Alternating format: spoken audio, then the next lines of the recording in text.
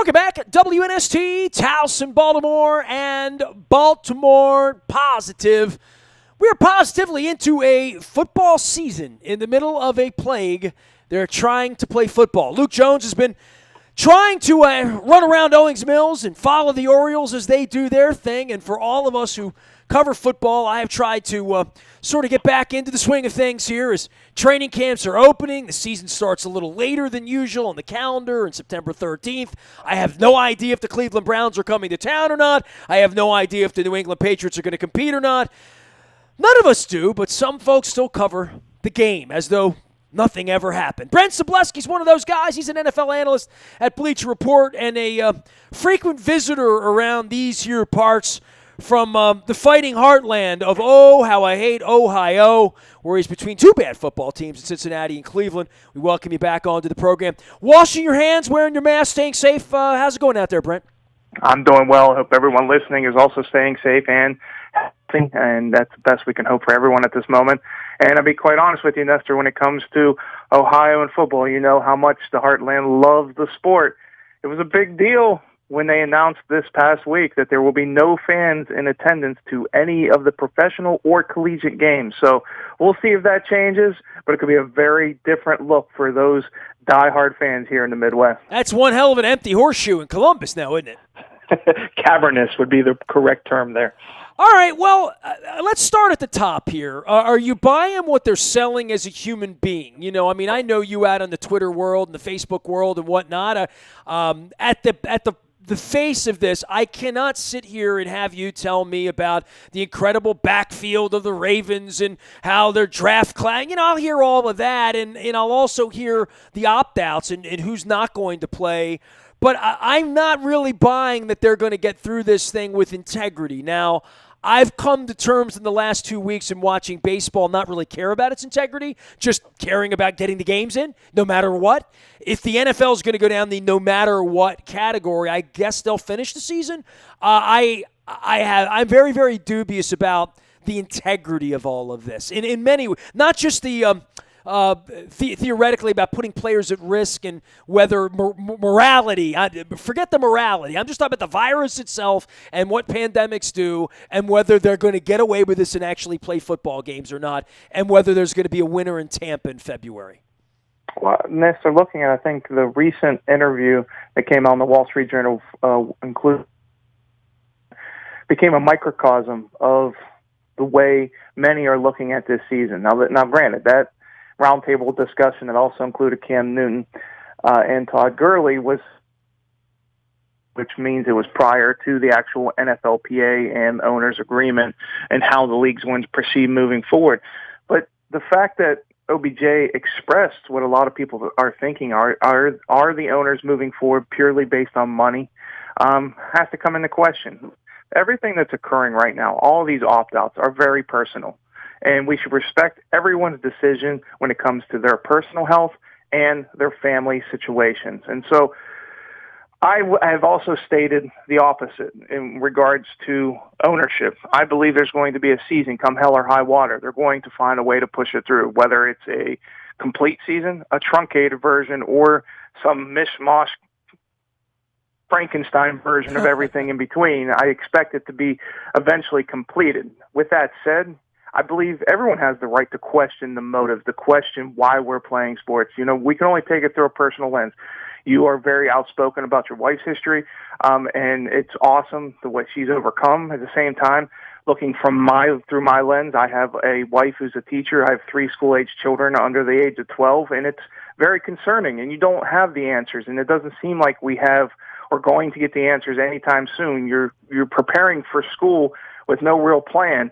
And yet the NFL is going to push forward with a multi-billion-dollar business that's spread over 32 different cities with guys flying in all over the country without bubbles. And that's why I point to the New Orleans Saints being really the forebearers or forerunners for what this should have looked like. And it's not, unfortunately, is that they are basically creating what a quote-unquote mini bubble within a hotel so that their players and their everyone that works within the organization can stay there and stay away and be from spreading. And they can operate. And in order to operate, no sex with the wife, no seeing the kids, no going home. Because they're seeing. Your kids are seeing other kids. Your wife is seeing other kids. If you're stopping and getting wings on the way home, there really is a level of arrogance here to think that. And the baseball side of this was arrogant enough to think half the teams are going to get wiped out, and we're still going to show up at Camden Yards and beat the Orioles on Tuesday night. Like, it's insane that if a team of half minor leaguers just beat a major league team, it should really make you question the whole operation.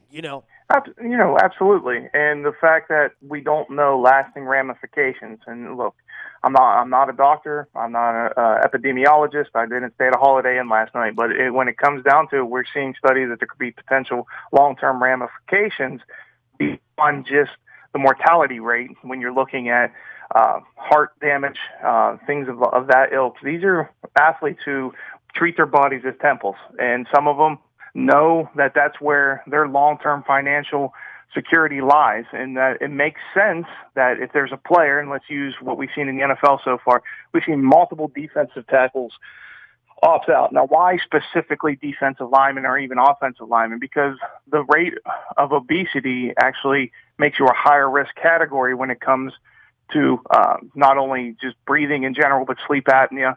And so these are the guys that you tend to see opting out so far in this process. Now, we still have another day to find out who else is going to opt out, including extraneous situations. The NFL has allowed for that if something were to occur after the opt-out deadline. So I think a lot of this has to be taken into consideration because we don't know everyone's individual situation and we can't blame anyone.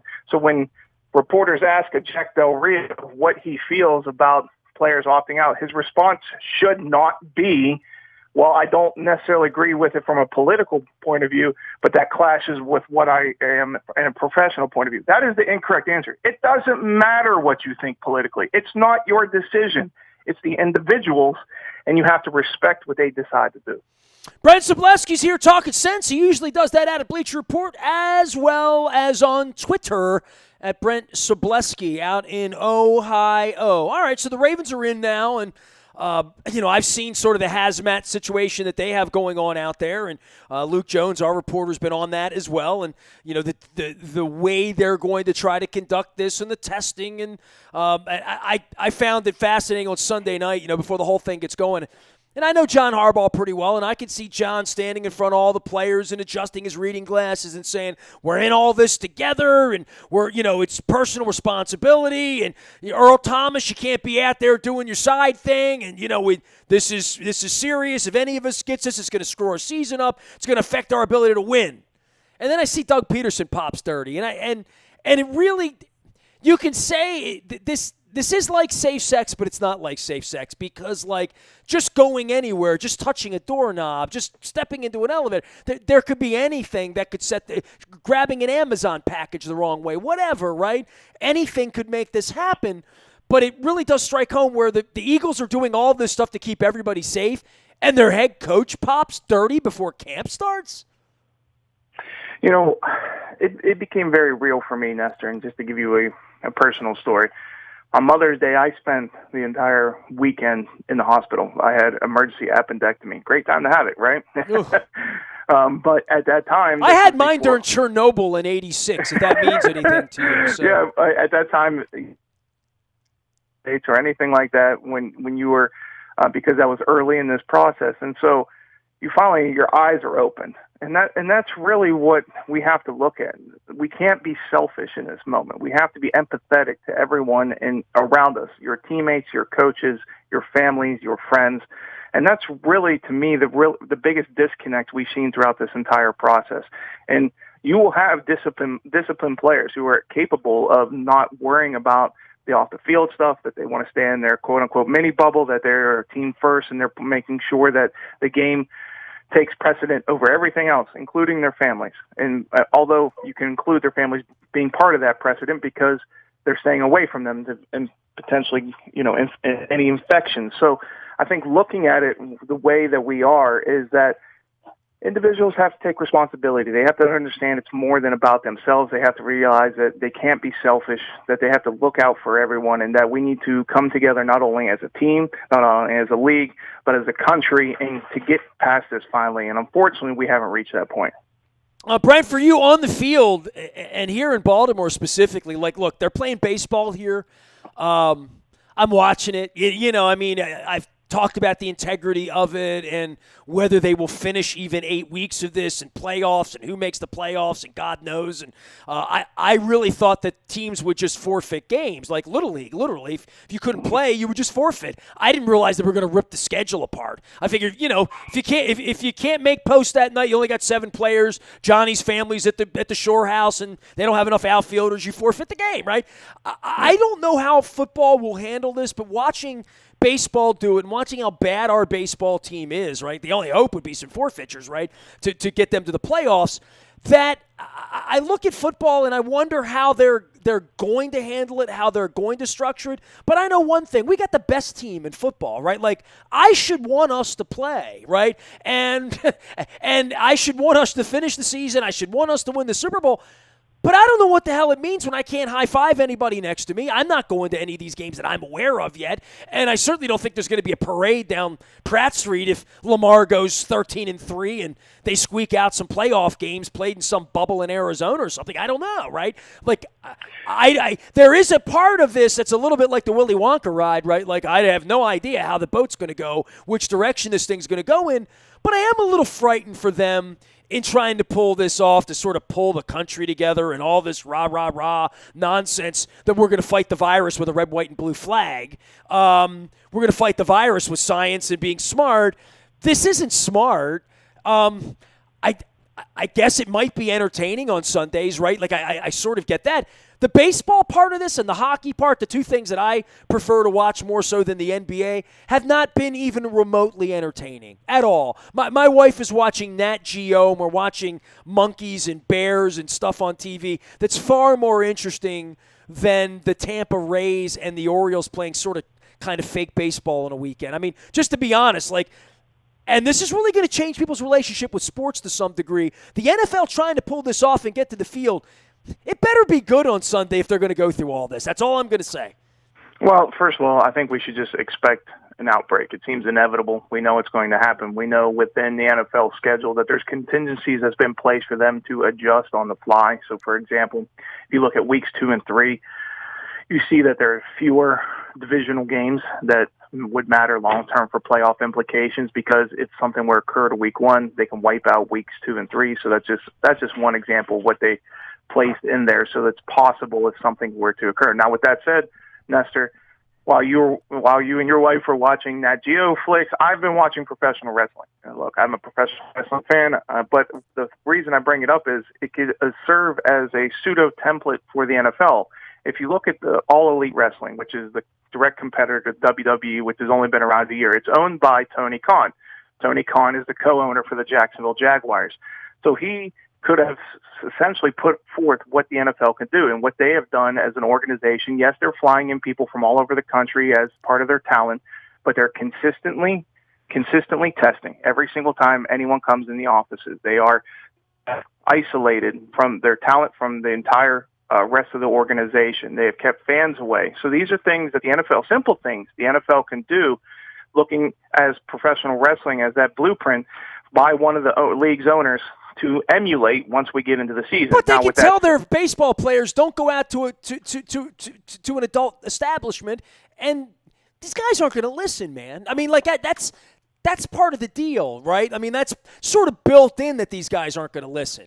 Not fully, not 100%, literally. Well, the NFL has in place in the agreement that there can be discipline if that were to occur. So if someone gets outside of the team bubble without consent or whatever word you want to use, they can be fined. And let's be honest, the quickest way to make someone hurt, at least at the professional athletic level, is to hit their wallet. And if they can do so, maybe they'll stop doing that. That's all you can technically do. I don't know what else unless well, you if were you to pee operate dirty in this completely in a case, bubble. you can't play. You're not getting paid. You know what I mean? Literally, nobody can play, right? So that was sort of the shame of the Marlins, right? But the shame of the Marlins begat the shame of the Cardinals, which begat the shame of Doug Peterson, right? And I use the word shame. I mean, it's a friggin' pathogen. There's no shame in getting it, Yeah. right? But that's where we are in the sports vernacular because, if Johnny has bubble gum, the whole class needs to have it, right? Like, we all have to do the push-ups because you broke the rules. They're all going to have it taken away because somebody's going to break the rules, and you don't even need to break the rules, I just think that it's quite a burden that they've put on the guys. There's the reason Pearl Jam's not out touring right now. Rolling Stones, they'd like to be out making money and touring and shaking their asses right now too, right? Everybody would be, right? The reason they're not is they can't keep the band healthy. They realize that. Well, Joey Bosa said it best this week, and I quote, "The most responsible team is going to be the one who wins." And that's 100% true. Look, we know the NFL every single year is a war of attrition.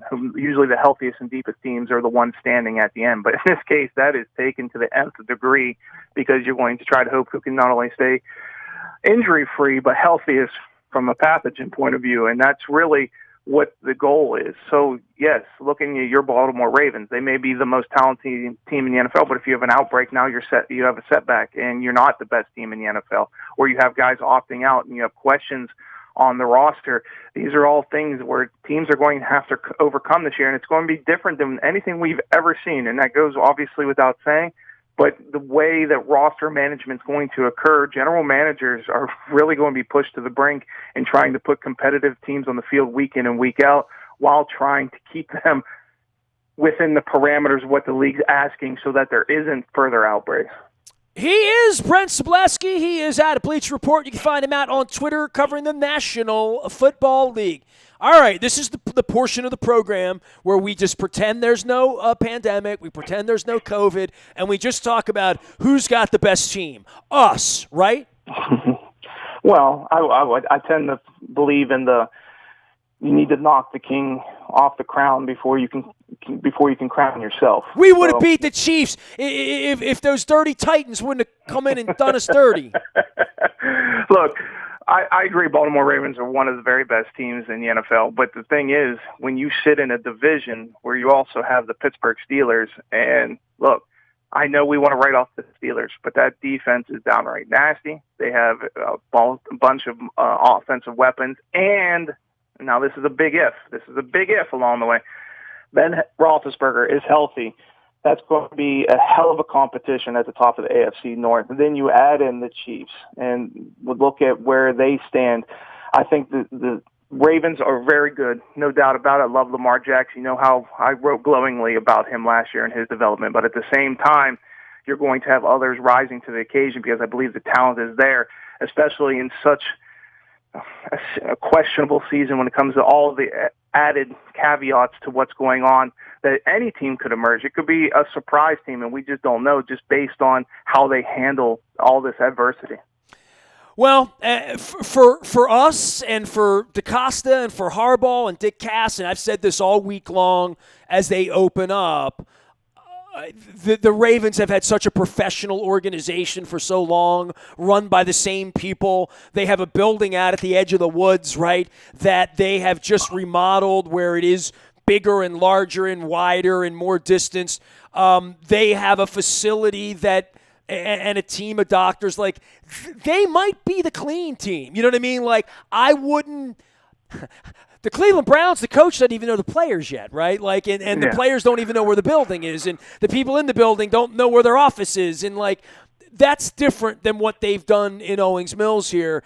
For that, and for the way they scour the earth for talent, and the way they've recruited talent, and the way they've all of that, I have confidence that if there is a league and a season this year, I think, not just on a football basis, but on what I know inside the organization, that I would think the Ravens have as good a chance of anyone as winning the tournament if there is a tournament that gets them to February. So once this thing gets going, dude, and on September 13th when we're playing the Browns, I guess it's right around then that I'll get the purple hat out and I'll get my purple magma lamp here and I'll be all into it. But I do think it's hard for any fan, whether it's someone that loves fantasy football like yourself, to be drafting teams and thinking about all this stuff.